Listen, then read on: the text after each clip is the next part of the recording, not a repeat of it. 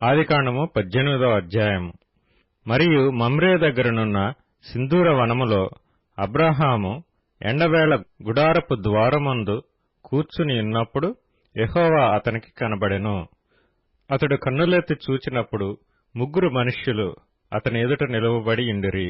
అతడు వారిని చూచి గుడారపు వాకిట నుండి వారిని ఎదుర్కొనుటకు పరిగెత్తి నేలమట్టుకు వంగి, ప్రభువా, నీ కటాక్షము నా మీదనున్న ఎడల ఇప్పుడు నీ దాసుని దాటిపోవద్దు. నేను కొంచెము నీళ్లు తెప్పించెదను. దయచేసి కాళ్లు కడుగుకొని ఈ చెట్టు క్రింద అలసట తీర్చుకొనుడి. కొంచెం ఆహారం తెచ్చెదను. మీ ప్రాణములను బలపరుచుకొనుడి. తరువాత మీరు వెళ్ళవచ్చును. ఇందు నిమిత్తము గదా మీ దాసుని యొద్దకు వచ్చితిరనెను. వారు నీవు చెప్పినట్లు చేయమనగా అబ్రాహాము గుడారములోనున్న శారా యొద్దకు త్వరగా వెళ్లి, నీవు త్వరపడి 3 మానికల మెత్తని పిండిని తెచ్చి పిసికి రొట్టెలు చేయమని చెప్పెను. మరియు అబ్రాహాము పశువుల మందకు పరిగెత్తి ఒక మంచి లేత దూడను తెచ్చి ఒక పనివానికి అప్పగించెను. వాడు దాని త్వరగా సిద్ధపరచెను. తరువాత అతడు వెన్నను పాలను తాను సిద్ధం చేయించిన దూడను తెచ్చి వారి ఎదుట పెట్టి, వారు భోజనము చేయుచుండగా వారి యొద్ద ఆ చెట్టు క్రింద నిలుచుండెను. వారతనితో, నీ భార్య అయిన శారా ఎక్కడనున్నదని అడుగగా అతడు, అదుగో గుడారములోనున్నదని చెప్పెను. అందుకాయన, మీదటికి ఈ కాలమున నీ యొద్దకు నిశ్చయముగా మరలా వచ్చెదను. అప్పుడు నీ భార్య అయిన శారాకు ఒక కుమారుడు కలుగునని చెప్పెను. శారా ఆయన వెనుక నుండిన గుడారపు ద్వారమందు వినుచుండెను.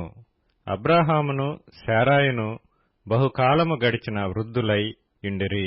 స్త్రీ ధర్మము శారాకు నిలిచిపోయెను గనుక శారా, నేను బలము ఉడిగిన దానినైన తరువాత నాకు సుఖము కలుగునా? నా యజమానుడును వృద్ధుడై ఉన్నాడు కదా అని తనలో నవ్వుకొనెను. అంతటా యెహోవా అబ్రాహాముతో, వృద్ధురాలనైన నేను నిశ్చయముగా ప్రసవించెదనా అని శారా నవ్వనేలా? యెహోవాకు అసాధ్యమైనది ఏదైనానున్నదా? మీదటికి ఈ కాలమున నిర్ణయ కాలమందు నీ యొద్దకు తిరిగి వచ్చెదను.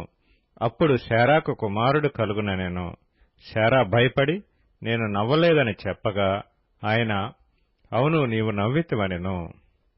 అప్పుడు ఆ మనుష్యులు అక్కడ నుండి లేచి సొదొమ తట్టు చూచిరి. అబ్రాహాము వారిని సాగనంపుటకు వారితో కూడా వెళ్ళెను. అప్పుడు యెహోవా, నేను చేయబోవు కార్యము అబ్రాహాముకు దాచెదనా? అబ్రాహాము నిశ్చయముగా బలముగల గొప్ప జనమగును.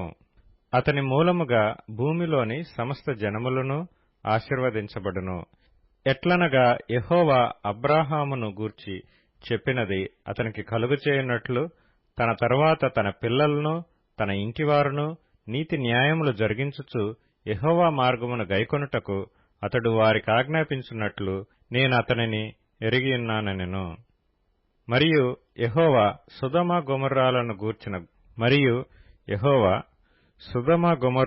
గూర్చిన మొర గొప్పది గనుకను వాటి పాపము బహు భారమైనది గనుకను నేను దిగిపోయి నా యొద్దకు వచ్చిన ఆ మొర చొప్పున వారు సంపూర్ణముగా చేసిరో లేదో చూచెదను. చేయని ఎడల నేను తెలుసుకొందుననెను. ఆ మనుష్యులు అక్కడ నుండి తిరిగి సొదొమ వైపుగా వెళ్ళిరి. అబ్రాహాము ఇంకా యెహోవా సన్నిధిని నిలుచుచుండెను. అప్పుడు అబ్రాహాము సమీపించి ఇట్లనెను, దుష్టులతో కూడా నీతిమంతులను నాశనము చేయుదువా? ఆ పట్టణములో ఒకవేళ 50 మంది నీతిమంతులుండిన ఎడల దానిలోనున్న 50 మంది నీతిమంతుల నిమిత్తము ఆ స్థలమును నాశనము చేయక కాయవా? ఆ చొప్పున చేసి దుష్టులతో కూడా నీతిమంతులను చంపుట నీకు దూరమగునుగాక. నీతిమంతుని దుష్టునితో సమముగా ఎంచుట నీకు దూరమవుగాక. సర్వలోకమునకు తీర్పు తీర్చువాడు న్యాయము చేయడా అని చెప్పినప్పుడు యెహోవా, సొదొమ పట్టణములో 50 మంది నీతిమంతులు నాకు కనబడిన యెడల వారిని బట్టి ఆ స్థలమంతటినీ కాయుదుననెను.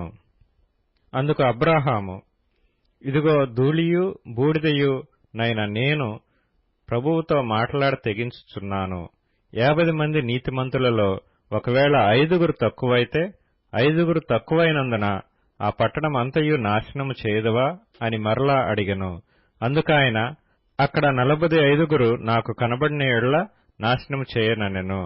అతడింకా ఆయనతో మాట్లాడుచు, ఒకవేళ అక్కడ 40 మందియే కనబడుదురేమో అనినప్పుడు ఆయన, ఆ 40 మందిని బట్టి నాశనము చేయక యుందునని చెప్పగా, అతడు, ప్రభువు కోపపడని యెడల నేను మాట్లాడెదను.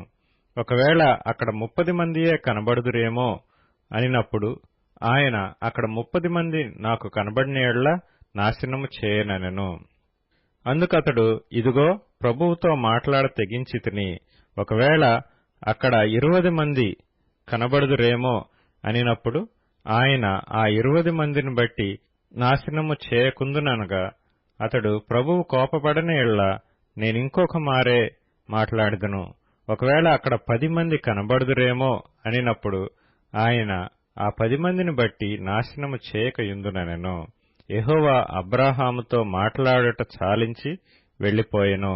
అబ్రాహాము తన ఇంటికి తిరిగి వెళ్ళెను.